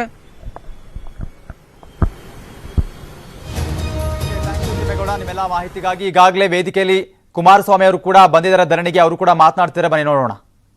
ಪ್ರತಿಮೆಯ ಏನೊಂದು ಆವರಣದಲ್ಲಿ ಬಿಜೆಪಿ ಮತ್ತು ಜೆಡಿಎಸ್ ಪಕ್ಷಗಳು ಜಂಟಿಯಾಗಿ ಈ ಒಂದು ಪ್ರತಿಭಟನಾ ರ್ಯಾಲಿಯನ್ನು ಮಾಡ್ತಾ ಇರ್ತಕ್ಕಂಥದ್ದು ನಮ್ಮ ನಾಡಿನ ಮುಖ್ಯಮಂತ್ರಿಗಳು ಹೇಳ್ತಕ್ಕಂಥ ರೀತಿಯಲ್ಲಿ ರಾಜಕಾರಣಕ್ಕೆ ಅಲ್ಲ, ಇದು ರಾಜಕಾರಣ ಮಾಡಲಿಕ್ಕೆ ಬೇರೆ ಸಮಯ ಇದೆ. ಮುಖ್ಯಮಂತ್ರಿಗಳು ಈ ಒಂದು ಪ್ರತಿಭಟನೆಯನ್ನು ಸಹ ರಾಜಕೀಯವನ್ನು ಬೆರೆಸ್ತಕ್ಕಂಥದ್ದು ಕಾಂಗ್ರೆಸ್ ಪಕ್ಷದವರು ಮಾಡ್ತಾ ಇದ್ದಾರೆ. ಇವತ್ತು ಈ ಸರ್ಕಾರದ ಹಲವಾರು ತಪ್ಪು ನಿರ್ಧಾರಗಳು, ಇಂಥ ಒಂದು ದುಸ್ಥಿತಿಯಲ್ಲಿ ನಾವೇನಿದ್ದೇವೆ, ಈಗಲೂ ಸಹ ಈ ಸರ್ಕಾರಕ್ಕೆ ಎಚ್ಚೆತ್ತುಕೊಳ್ತಕ್ಕಂಥ ಒಂದು ಪರಿಜ್ಞಾನವೂ ತಿಳುವಳಿಕೆಯೂ ಇಲ್ಲ ಅಂತಕ್ಕಂಥದ್ದು ನನ್ನ ಅಭಿಪ್ರಾಯ. ಈಗಾಗಲೇ ಕಳೆದ ಆಗಸ್ಟ್ 10ನೇ ತಾರೀಕು ಪ್ರಥಮವಾಗಿ ನಡೆದಂತ ಕಾವೇರಿ ವಾಟರ್ ಮ್ಯಾನೇಜ್ಮೆಂಟ್ನ ಅಥಾರಿಟಿಯಲ್ಲಿ ತೆಗೆದುಕೊಂಡಂತ ಕೆಲವು ನಿರ್ಧಾರಗಳು, ತಮಿಳುನಾಡಿನವರ ಒತ್ತಡಗಳಿರಬಹುದು. ಆ ಒಂದು ಸನ್ನಿವೇಶದಲ್ಲಿ 2 ದಿವಸದಲ್ಲಿ ತಮಿಳುನಾಡಿನಿಂದ ಸುಪ್ರೀಂ ಕೋರ್ಟ್ಗೆ ಅರ್ಜಿಯನ್ನು ಹಾಕ್ತಕ್ಕಂಥ ಕೆಲಸ ಏನು ನಡೀತು. ಆ ಸಂದರ್ಭದಲ್ಲೂ ನಮ್ಮ ಸರ್ಕಾರಗಳು ಅತ್ಯಂತ ನಿರ್ಲಕ್ಷ್ಯದಿಂದ ಜವಾಬ್ದಾರಿ ನಿರ್ವಹಣೆ ಮಾಡಲಿಲ್ಲ. ನಾವು ಸರ್ವಪಕ್ಷಗಳ ಸಭೆಯನ್ನು ಕರೆಯಬೇಕು ಅಂತ ಒತ್ತಡವನ್ನು ಹಾಕಿದ ಮೇಲೆ ಸರ್ವಪಕ್ಷದ ಸಭೆ ಕರೀತಾರೆ. ಆ ಸಭೆಯಲ್ಲೂ ನಾವು ಕೊಟ್ಟಂತ ಸಲಹೆಗಳನ್ನ ಯಾವುದೇ ರೀತಿಯಲ್ಲಿ ಗಂಭೀರವಾಗಿ ತೆಗೆದುಕೊಳ್ಳಿಲ್ಲ ಇವರು. ಯಾವ ತಮಿಳುನಾಡು ಇವತ್ತು ಕೋರ್ಟ್ ಮುಂದೆ ಹೋದರು, ನಾವು ಅದೇ ಸಂದರ್ಭದಲ್ಲಿ ಹೇಳಿದ್ದೇವೆ ಸರ್ಕಾರಕ್ಕೆ, ಏನು ಆ 10ನೇ ತಾರೀಕಿನ ಒಂದು 11ನೇ ತಾರೀಕಿನ ತೀರ್ಮಾನ ಪ್ರತಿದಿನ 5,000 ಕ್ಯೂಸೆಕ್ಸ್ ನೀರನ್ನ ಬಿಡಬೇಕು ಅಂತಕ್ಕಂಥದ್ದನ್ನ ಹೇಳಿದಾಗ ಅವರು ಏನು ಸುಪ್ರೀಂ ಕೋರ್ಟ್ ಹೋಗಿದ್ರು, ಸುಪ್ರೀಂ ಕೋರ್ಟ್ ಹೋಗಿರ್ತಕ್ಕಂಥ ಹಿನ್ನೆಲೆಯಲ್ಲಿ ನಾವು ನೀರನ್ನು ಬಿಡ್ತಕ್ಕಂಥದ್ದು ಅನವಶ್ಯಕ. ಸುಪ್ರೀಂ ಕೋರ್ಟ್ ತೀರ್ಮಾನ ಬರೋವರೆಗೂ ನಾವು ಕಾಯ್ತಕ್ಕಂಥವ್ರ ಮುಖಾಂತರ ನಮಗೆ ಇವತ್ತು ಬಂದಿರತಕ್ಕಂಥ ಈ ಒಂದು ಪರಿಸ್ಥಿತಿಯಲ್ಲಿ ಒಂದು 10-15 ದಿನ ನಾವು ನೀರನ್ನು ಬಿಡ್ತಕ್ಕಂಥ ನಿಲ್ಲಿಸಿದಾಗ ನಮ್ಮ ಜಲಾಶಯದಲ್ಲಿ ಏನು ನೀರಿನ ಕೊರತೆ ಇದೆ, ಆ ಕೊರತೆಗೆ ಸ್ವಲ್ಪನಾದರೂ ಉಸಿರಾಡಬಹುದು ಅಂತಕ್ಕಂಥದ್ದು ನಾವು ಕೊಟ್ಟಂತ ಸಲಹೆ. ಆದರೂ ಸರ್ಕಾರ ಇದು ಯಾವುದನ್ನು ಪರಿಗಣನೆ ತೆಗೆದುಕೊಳ್ಳೇ ಇಲ್ಲ. ಕೋರ್ಟ್ ಮುಂದೆ ಹೋಗ್ತಕ್ಕಂಥದ್ದಕ್ಕೂ ಅತ್ಯಂತ ಒಂದು ಉಡಾಫೆಯಿಂದ ಯಾವ ಸಂದರ್ಭದಲ್ಲಿ ಹೋಗಬೇಕಾಗಿತ್ತು ತಕ್ಷಣ ಕ್ರಮ ತೆಗೆದುಕೊಳ್ಳಲಿಲ್ಲ ಈ ಸರ್ಕಾರ. ನಂತರ ನಡೆದಂತ ಹಲವಾರು ಘಟನೆಗಳು ನಿಮ್ಮೆಲ್ಲರ ಮುಂದೆ ಇದೆ. ವಿಜೇಂದ್ರ ಅವರಿಗೆ ಮಾತನಾಡಿದ್ದಾರೆ, ಬಹಳ ಜನ ಮಾತನಾಡಿದ್ದಾರೆ, ಸುದೀರ್ಘವಾಗಿ ಮಾತನಾಡಿದ್ದಾರೆ. ನಾನು ಕೆಲವು ವೆಲ್ಕಮ್ ಬ್ಯಾಕ್. ಈಗಾಗಲೇ ಧರಣಿಯಲ್ಲಿ ಎಚ್ಡಿಕೆ ಅವರು ಕೂಡ ಭಾಗಿಯಾಗಿದ್ದಾರೆ, ಅವರು ಕೂಡ ಮಾತನಾಡ್ತಿದ್ದಾರೆ, ಬನ್ನಿ ನೋಡ್ತಾ ಹೋಗೋಣ. ಮಾಡ್ತಕ್ಕಂಥ ಕೆಲಸ ನಡೀತಾ ಇದೆ. ಅವರಿಗೆ ಕೊಟ್ಟಂತದ್ದು ಟ್ರಿಬ್ಯುನಲ್ ನಲ್ಲಿ 1,85,000 ಎಕರೆ ನೀರಾವರಿ ಪ್ರದೇಶಕ್ಕೆ ಮಾತ್ರ ಅವರು ನೀರನ್ನು ಉಪಯೋಗ ಮಾಡಬೇಕು. ನಿನ್ನೆ ಮೋಹನ್ ಕಾತರ್ಕಿ ಅವರು ಹೇಳ್ತಾ ಇದ್ದಾರೆ 5 ಲಕ್ಷದಿಂದ 6 ಲಕ್ಷ ಎಕರೆ ಭೂಮಿಗೆ ಇವತ್ತು ನೀರನ್ನು ಹರಿಸ್ತಾ ಇದ್ದಾರೆ, ಬೆಳೆ ಹಾಕಿದ್ದಾರೆ ಅಂತೇಳಿ. ಅವರು ವರ್ಷಕ್ಕೆ 2-3 ಬೆಳೆ ಬೆಳೀತಾ ಇದ್ದಾರೆ. ನಮ್ಮ ರೈತರು ಇವತ್ತು ಒಂದು ಬೆಳೆಯನ್ನ ಬೆಳೀಲಿಕ್ಕೆ ಆಗ್ತಾ ಇಲ್ಲ. ಒಂದು ಕಡೆ ರಾಜ್ಯದಲ್ಲಿ ಸರ್ಕಾರವೇ ಹೇಳ್ತಾ ಇದೆ 40 ಲಕ್ಷ ಹೆಕ್ಟೇರ್ ಭೂಮಿಯಲ್ಲಿ ಇವತ್ತು ನಮ್ಮ ರೈತರು ಬಿತ್ತನೆ ಮಾಡಿದಂತ ಬೆಳೆ ಸಂಪೂರ್ಣ ನಾಶ ಆಗಿದೆ ಅಂತ ಸರ್ಕಾರವೇ ಹೇಳ್ತಾ ಇದ್ದಾರೆ. ನಮ್ಮ ರೈತರು ಬೆಳೆದಿರ್ತಕ್ಕಂಥ ಬಿತ್ತನೆ ಬೀಜದ ಒಂದು ಖರ್ಚು ವೆಚ್ಚಗಳು ಸುಮಾರು 30,000 ಕೋಟಿ ಅಂತ ಹೇಳಿ ಸರ್ಕಾರವೇ ಹೇಳ್ತಾ ಇದ್ದಾರೆ. ಇವತ್ತು ಒಂದು ಕಡೆ ಕೇಂದ್ರ ಸರ್ಕಾರದ ಮುಂದೆ ಇಲ್ಲಿವರೆಗೆ ಯಾವುದೇ ಒಂದು ಮಂತ್ರಿಗಳಾಗಲಿ ಡೆಲಿಗೇಷನ್ ಹೋಗಲಿಲ್ಲ. ಅಲ್ಲಿಂದ ಇವತ್ತು ಅಧಿಕಾರಿಗಳನ್ನ ಕಳಿಸಿ ಸ್ಥಳ ಪರಿಶೀಲನೆ ಮಾಡಿ ಬರಗಾಲದ ಸಮಸ್ಯೆಗಳಿಗೆ ಅಂತಕ್ಕಂಥದ್ದಕ್ಕೆ ಇನ್ನೂ ಮೀನಾಮೇಷ ಎಣಿಸ್ಕೊಂಡು ಕೂತಿದ್ದಾರೆ ಈ ಸರ್ಕಾರ. ಇವತ್ತು ಸಹ ಕೇಂದ್ರ ಸರ್ಕಾರಕ್ಕೆ ಇವತ್ತು ಹೋಗಿ ಭೇಟಿ ಮಾಡಿ ಅಲ್ಲಿಂದ ಇವತ್ತೇನು ಸ್ಥಳ ವೀಕ್ಷಣೆ ಆಗಬೇಕು ನಮ್ಮ ರೈತರ ಬರಬಲಾಗಿರ್ತಕ್ಕಂಥ ಪರಿಸ್ಥಿತಿಗಳು ಅದನ್ನೂ ಲಘುವಾಗಿ ತೆಗೆದುಕೊಂಡಿದ್ದಾರೆ. ಇವತ್ತು ನಮ್ಮ ನೀರಾವರಿ ಮಂತ್ರಿಗಳ ಹೇಳಿಕೆಗಳೇನಿದೆ ಇದು ನಮಗೆ ಇನ್ನೂ ಮಾರಕ ಆಗ್ತಕ್ಕಂಥದ್ದು ವಾತಾವರಣ ನಿರ್ಮಾಣ ಆಗ್ತಾ ಇದೆ. ನಮ್ಮ ಭಾಗದಲ್ಲಿ ನಮ್ಮ ವಿಸಿ ಚಾನಲ್ ಏನಿದೆ ಅಲ್ಲಿಗೆ ಸುಮಾರು 3-3.5 TMC ನೀರನ್ನ ಕ್ಯೂಸೆಕ್ಸ್ ನೀರನ್ನ ಹರಿಸಬೇಕಾದಂತ ಜವಾಬ್ದಾರಿ ಏನಿದೆ ಬೆಳೆಯನ್ನ ಉಳಿಸ್ಕೊಳ್ಳಿಕ್ಕೆ. ಇಷ್ಟೆಲ್ಲ ಜವಾಬ್ದಾರಿಗಳಿದ್ದಾಗ ಇವತ್ತು ತಮಿಳುನಾಡಿಗೆ ನೀರು ಹರಿದು ಹೋಗ್ತಾ ಇರತಕ್ಕಂಥದ್ದೇನಿದೆ.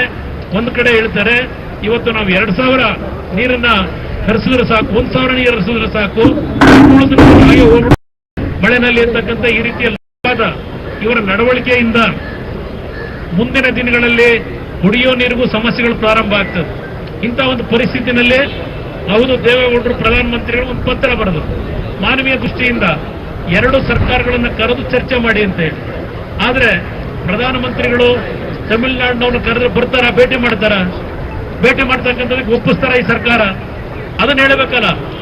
ಇವತ್ತು ಯಾರು ನಮ್ಮ ಸಚಿವರುಗಳು ಯಾವ ರೀತಿ ಜವಾಬ್ದಾರಿಯಿಂದ ನಡ್ಕೋಬೇಕು ನಡ್ಕೋತಾ ಇಲ್ಲ. ಇವರು ಅವ್ರವ್ರು ಬೇಕಾದಂತ ರೀತಿಯಲ್ಲಿ ಹೇಳಿಕೆಗಳನ್ನ ಕೊಟ್ಕೊಂಡು ಇದನ್ನ ರಾಜಕೀಯ ಅಂತಕ್ಕಂಥ ಹೇಳ್ತಾ ಇದ್ದೀರಿ.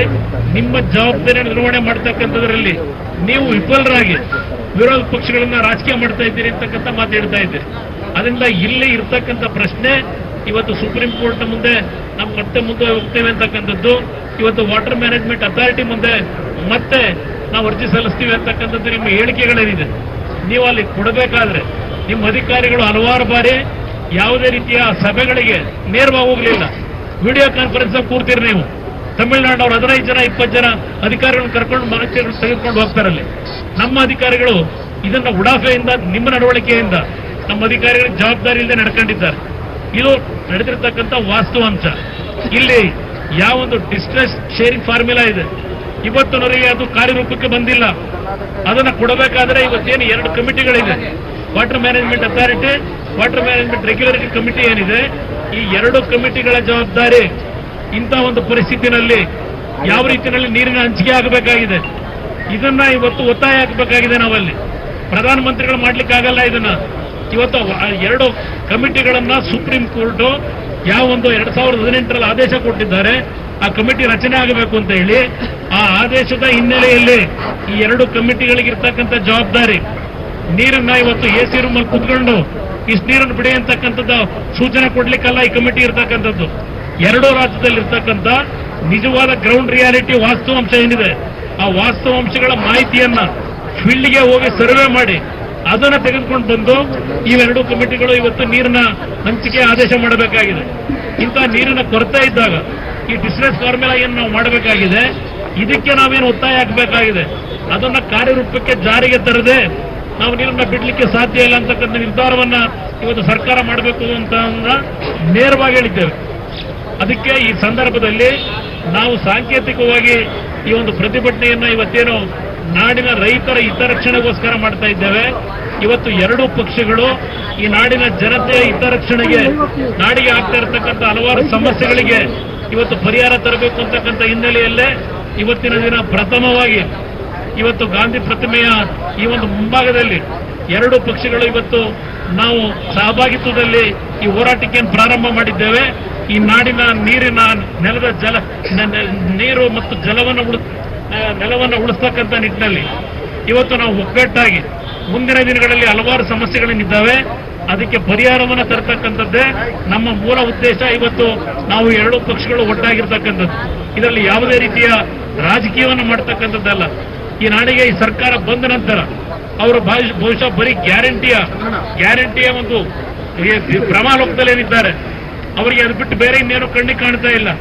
ಇವತ್ತು ಇದರ ವಿರುದ್ಧವೇ ಜನತೆಯ ಒಂದು ಸಮಸ್ಯೆಗಳು, ನಾಡಿನ ರೈತರ ಬದುಕೇನಾಗಿದೆ, ಇದೆಲ್ಲದರ ವಿರುದ್ಧ ಈ ಸರ್ಕಾರದ ನಡವಳಿಕೆ ಏನಿದೆ, ಇವತ್ತು ಹಲವಾರು ರೀತಿಯ ಈ ಸರ್ಕಾರದ ನಡವಳಿಕೆ ನಮ್ಮ ನಾಡಿನ ಜನತೆಯ ರಕ್ಷಣೆಗೆ ಇವತ್ತು ಈ ಸರ್ಕಾರ ಏನು ನಡೀಬೇಕಾಗಿತ್ತು ಅದರಲ್ಲಿ ಸಂಪೂರ್ಣ ವಿಫಲವಾದಂತ ಹಿನ್ನೆಲೆಯಲ್ಲಿ ಇವತ್ತಿನ ಹೋರಾಟ ಏನು ಪ್ರಾರಂಭ ಮಾಡಿದ್ದೇವೆ.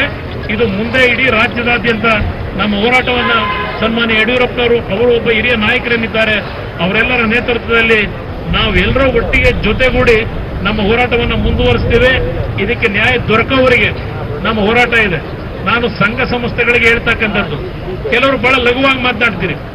ಇವತ್ತು 3 ಪಕ್ಷಗಳು ಇವತ್ತು ನಿಮ್ಗೆ ಇಷ್ಟ ಬಂದಾಗ ನಮ್ಮನ್ನು ಉಪಯೋಗ ಮಾಡಿದಿರಿ ಅಂತೇಳಿ, ಆ ರೀತಿ ನಾವೆಂದೂ ಸಹ ನಡೆದಿಲ್ಲ. ಈ ನಾಡಿನ ನೀರಿನ ವಿಷಯದಲ್ಲಿ ಯಾವ ರೀತಿಯಲ್ಲಿ ನಮ್ಮ ಹೋರಾಟ ಮಾಡಿದ್ದೇವೆ, ಇತಿಹಾಸದಲ್ಲಿ ಕಡತಗಳಿದ್ದಾವೆ. ನಾವು ಯಾವ ಸಂದರ್ಭದಲ್ಲಿ ನಮ್ಮ ನಾಡಿನ ರೈತರ ಒಂದು ಹಿತರಕ್ಷಣೆಗೆ ನಡ್ಕೊಂಡಿದ್ದೇವೆ ಜವಾಬ್ದಾರಿಯಿಂದ, ಅದೆಲ್ಲ ಮಾಹಿತಿಗಳು ನಮ್ಮ ಸಂಘ ಸಂಸ್ಥೆಗಳು ಮೊದಲು ತಿಳ್ಕೋಬೇಕಾಗ್ತದೆ. ಯಾವ್ಯಾವ ರೀತಿಯ ಒಂದು ಸಮಸ್ಯೆಗಳಿಂದ ಇಂಥ ಒಂದು ಪರಿಸ್ಥಿತಿಗೆ ನಮ್ಮನ್ನು ದೂಡಿದ್ದಾರೆ, ಇದರಲ್ಲಿ ಯಾರದು ಯಾವೊಂದು ಪಾಲುಗಳಿದ್ದಾವೆ, ಇದನ್ನ ಅರ್ಥ ಮಾಡ್ಕೊಳ್ಳದೆ ಲಘುವಾಗಿ ಮಾತಾಡ್ತಕ್ಕಂಥದ್ರಿಂದ ನಮ್ಮ ಒಂದು ಹೋರಾಟಕ್ಕೆ ನೀವು ಉತ್ತೇಜನ ಕೊಡಬೇಕು ಹೊರತು ಲಘುವಾಗಿ ಮಾತಾಡ್ತಕ್ಕಂಥದ್ದಲ್ಲ. ನಮ್ಮ ನಾಡಿನ ಜನತೆಯ ರಕ್ಷಣೆಗೆ ನಿಮ್ಮಷ್ಟೇ ಕಾಳಜಿ ನಮ್ಮಗಳಿಗೂ ಇದ್ದಾವೆ ಅಂತಕ್ಕಂಥದ್ದನ್ನ ಈ ಸಂದರ್ಭದಲ್ಲಿ ಹೇಳಿ, ನಮ್ಮ ಹೋರಾಟಕ್ಕೆ, ನನ್ನ ರೈತರ ಒಂದು ಹೋರಾಟಕ್ಕೆ ಜಯ ದೊರಕಬೇಕು ಅಂತಕ್ಕಂಥದ್ದು ನಮ್ಮೆಲ್ಲರ ನಿಲುವೇನಿದೆ. ಆ ನಿಲುವಿನಲ್ಲಿ ಮುಂದುವರಿತೀವಿ. ಅಂತಿಮವಾಗಿ ನಮ್ಮ ನಾಡಿನ ನೀರು ಇವತ್ತು ಅಪ್ಪರ್ ಕೃಷ್ಣ ಇರಬಹುದು, ಅಪ್ಪರ್ ಭದ್ರಾ ಇರಬಹುದು, ಮಹದಾಯಿ ಇರಬಹುದು, ಅದೇ ರೀತಿಯಲ್ಲಿ ಕಾವೇರಿಯ ಬೇಸಿನ ನಮ್ಮ ನೀರಿನ ಒಂದು ಹೋರಾಟ ಏನಿದೆ, ಇದೆಲ್ಲವನ್ನ ಸರಿಪಡಿಸ್ಕೊಡ್ತಕ್ಕಂಥದ್ದಕ್ಕೆ ನಾವೆಲ್ಲರೂ ಇವತ್ತು ತೀರ್ಮಾನ ಮಾಡಿದ್ದೇವೆ. ಗಾಂಧಿಯ ಪ್ರತಿಮೆ ಮುಂದೆ ನಮ್ಮ ನಾಡಿನ ನೆಲವನ್ನ ರಕ್ಷಣೆ ಮಾಡತಕ್ಕಂಥದ್ದಕ್ಕೆ ಪ್ರಾಮಾಣಿಕವಾಗಿ ಎಲ್ಲ ರೀತಿಯ ಸಮಸ್ಯೆಗಳಿಗೆ ತಾರ್ಕಿಕ ಅಂತ್ಯವನ್ನ ಇವತ್ತು ಜನತೆಯ ಪರವಾಗಿ ತರಲಿಕ್ಕೆ ನಾವು ಹೋರಾಟವನ್ನು ಮಾಡತಕ್ಕಂಥದ್ದಕ್ಕೆ ಸಿದ್ಧವಾಗಿದ್ದೇವೆ ಅನ್ನೋದನ್ನ ಈ ಸಂದರ್ಭದಲ್ಲಿ ಹೇಳಿ ನಿಮ್ಮೆಲ್ಲರಿಗೂ ಒಂದೆರಡು ಮಾತು ಮುಗಿಸ್ತೇನೆ. ಭಾರತ್ ಮಾತಾ ಕಿ ಭಾರತ್ ಮಾತಾ ಕಿ ಬೇಕೇ ಬೇಕು, ಬೇಕೇ ಬೇಕು, ದೇಶಕ್ಕಾಗಿ ಹೋರಾಟ, ದೇಶಕ್ಕಾಗಿ ಹೋರಾಟ. ಜೆಡಿಎಸ್ ಬಿಜೆಪಿ ಹೋರಾಟಕ್ಕೆ ಜಯವಾಗಲಿ. ಈಗಾಗಲೇ ನಮ್ಮ ಕುಮಾರಸ್ವಾಮಿ ಅವರು ಜೆಡಿಎಸ್ ಮುಖಂಡರು ಸವಿಸ್ತಾರವಾಗಿ ರಾಜ್ಯದ ನೀರಾವರಿಯ ಸ್ಥಿತಿಗತಿಗಳ ಬಗ್ಗೆ, ಯಾವ ರೀತಿ ಈ ಕಾಂಗ್ರೆಸ್ ಪಕ್ಷ ತಮಿಳುನಾಡಿನ ಏಜೆಂಟ್ ಅಂತ ವರ್ತನೆ ಮಾಡ್ತಾ ಇದೆ ಅನ್ನೋದನ್ನ ಸಾಕಷ್ಟು ವಿವರವಾಗಿ ಹೇಳಿದ್ದಾರೆ. ನಮ್ಮ ಎಲ್ಲ ಮುಖಂಡರು ಬಹಳ ಸವಿಸ್ತಾರವಾಗಿ ವಿಜಯೇಂದ್ರ ಅವರು ಸೇರಿ ಮಾತನಾಡಿದ್ದಾರೆ. ನಾನು ಈ ಸಂದರ್ಭದಲ್ಲಿ ಒಂದು ಮಾತನ್ನು ಸ್ಪಷ್ಟ ಮಾಡ್ತೇನೆ. ಬರುವಂತ ದಿವಸಗಳಲ್ಲಿ ನಾಡಿನ ಜನರ ರೈತರ ಹಿತದೃಷ್ಟಿಯಿಂದ ಭಾರತೀಯ ಜನತಾ ಪಾರ್ಟಿ ಜೆಡಿಎಸ್ ಒಟ್ಟಾಗಿ ಹೋರಾಟವನ್ನು ಮಾಡೋರಿದ್ದೇವೆ. ನಿಮ್ಮ ರಾಜಕೀಯ ದೊಂಬರಾಟಕ್ಕೆ ಅವಕಾಶವನ್ನು ನಾವು ಕೊಡೋದಿಲ್ಲ. ಸುಪ್ರೀಂ ಕೋರ್ಟ್ ಐ ತೀರ್ಪಿನಲ್ಲಿ ತಮಿಳುನಾಡಿಗೆ 1.8 ಲಕ್ಷ ಹೆಕ್ಟೇರ್ನಲ್ಲಿ ಬೆಳೆ ಬದಲು ಈಗ 4 ಲಕ್ಷ ಹೆಕ್ಟೇರ್ನಲ್ಲಿ ಬೆಳೆ ಬೆಳೆದಿದ್ದಾರೆ. ಕರ್ನಾಟಕದಲ್ಲಿ ಮುಂಗಾರು ಮಳೆ ಅವರಿಗೆ ಮುಕ್ತಾಯ ಆಗಿದೆ, ಆದರೆ ತಮಿಳುನಾಡಿನಲ್ಲಿ ಮಳೆ ಪ್ರಾರಂಭವಾಗಿದೆ. ಇಂಥ ಒಂದು ಸಂದರ್ಭದಲ್ಲಿ ನೀವು ಜನಹಿತವನ್ನು ಸಂಪೂರ್ಣ ಮರೆತು ತಮಿಳುನಾಡಿನ ಏಜೆಂಟ್ ಅಂತ ಏನು ಶಿವಕುಮಾರ್ ಅವರು ಸಿದ್ದರಾಮಯ್ಯನವರು ವರ್ತನೆ ಮಾಡ್ತಾ ಇದ್ದಾರೆ, ಇದನ್ನು ಖಂಡಿಸಿ ಸಭೆ ಮಾಡ್ತಾ ಇದ್ದೇವೆ. ಬರುವಂತ ದಿವಸಗಳಲ್ಲಿ ವಾಸ್ತವಿಕ ಸ್ಥಿತಿಯನ್ನು ತಿಳ್ಕೊಂಡು ಹನಿ ನೀರನ್ನು ಬಿಡದೇನೆ ಜನರ ರಕ್ಷಣೆಗೆ ತಾವು ಮುಂದೆ ಆಗದೇ ಇದ್ರೆ ನಾವು ಒಂದು ಹೋರಾಟವನ್ನು ಮಾಡೋಕ್ಕೆ ನಾವು ಸಿದ್ಧ ಇದ್ದೇವೆ. ಇದನ್ನು ಹಗುರವಾಗಿ ತಗೊಳ್ಳಬೇಡಿ ಎನ್ನುವಂತಹ ಎಚ್ಚರಿಕೆಯನ್ನು ಕೊಡ್ತಾ, ಈ ಸಂದರ್ಭದಲ್ಲಿ ಕುಮಾರಸ್ವಾಮಿ ಅವರು ಇಲ್ಲಿ ಬಂದು, ಜೆಡಿಎಸ್ನ ಮುಖಂಡರು ಬಂದು ಈ ಒಂದು ಹೋರಾಟಕ್ಕೆ ದೊಡ್ಡ ಶಕ್ತಿಯನ್ನು ತಂದುಕೊಟ್ಟಿದ್ದಾರೆ. ಬರುವಂತದ್ದು ಇದೇ ರೀತಿಯ ಹೋರಾಟವನ್ನು ಮುಂದುವರಿಸ್ತೇವೆ ಅಂತ ಹೇಳ್ತಾ, ಇಷ್ಟು ದೊಡ್ಡ ಸಂಖ್ಯೆಯಲ್ಲಿ ಸೇರುವಂತ ನಮ್ಮ ಮುಖಂಡರುಗಳಿಗೆ, ಮಾಧ್ಯಮದ ಸ್ನೇಹಿತರಿಗೆ ವಂದನೆ, ಅಭಿನಂದನೆಯನ್ನು ಸಲ್ಲಿಸಿ ಮಾತನ್ನು ಬಂದೇನೆ. ಧನ್ಯವಾದಗಳು, ನಮಸ್ಕಾರ.